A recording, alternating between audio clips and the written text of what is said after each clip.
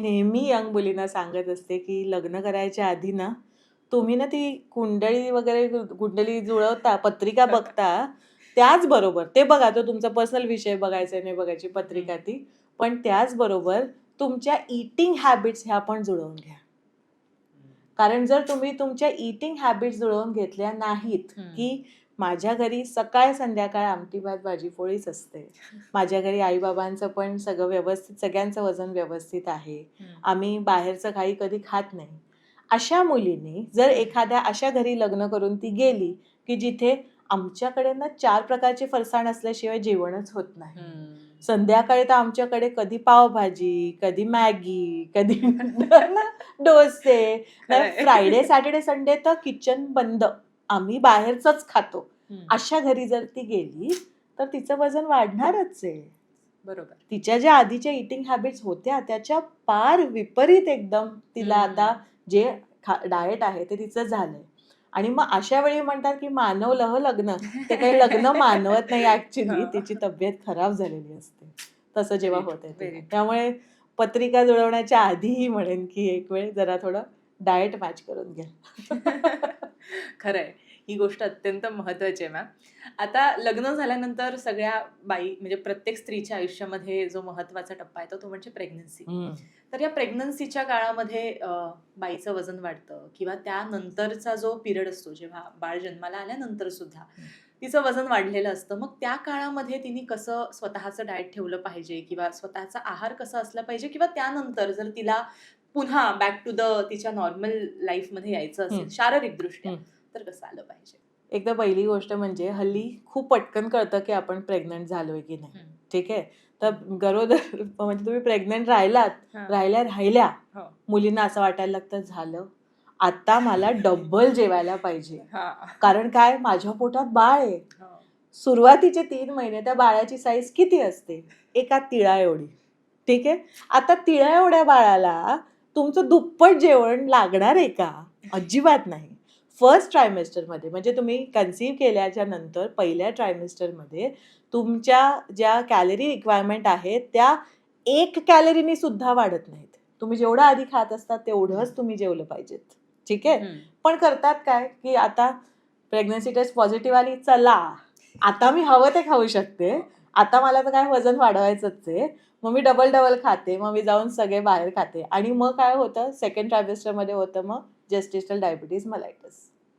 कारण तुमचं खूप वेगानं वजन वाढलं किंवा तुम्ही अति जेवत बसलात, एक तुम्ही 2 जीवाची आहेच वगैरे असं करून तुम्ही हं.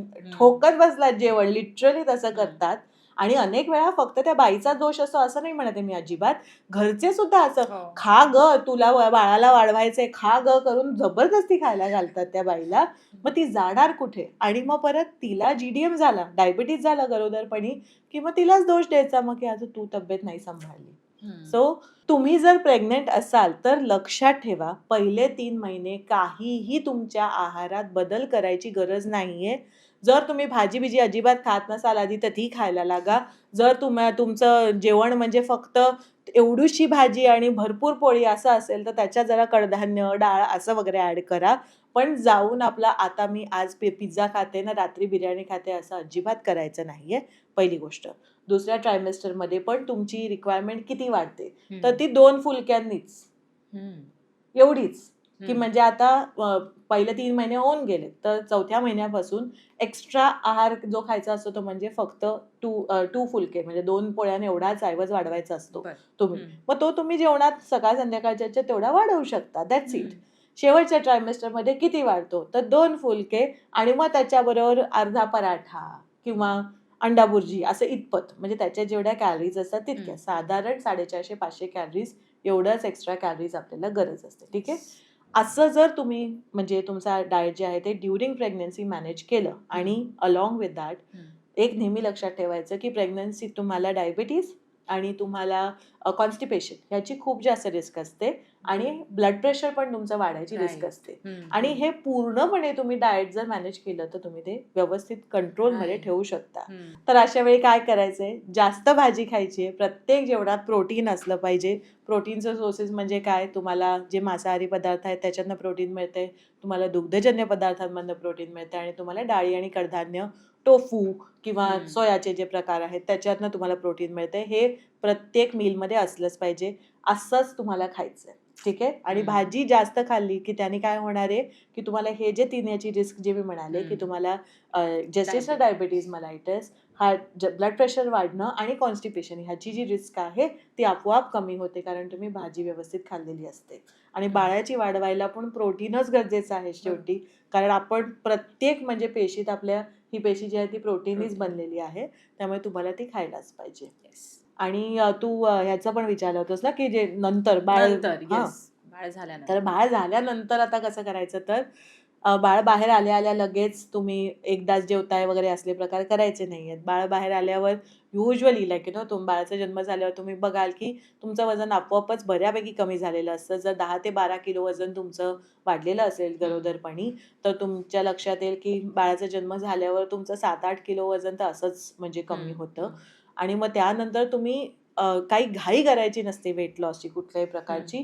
कारण पहिले 6 महिने जे असतात हे तुम्ही परत तुम्हाला हीलिंगसाठी की म्हणजे कारण बाळाला जन्म देणं ही काही थोडी गोष्ट नाहीये, लहान गोष्ट नाहीये. आपल्या शरीरात पण खूप बदल झालेले असतात. तर ते 6 महिने तुम्ही स्वतःला म्हणजे हील करण्यासाठी द्या.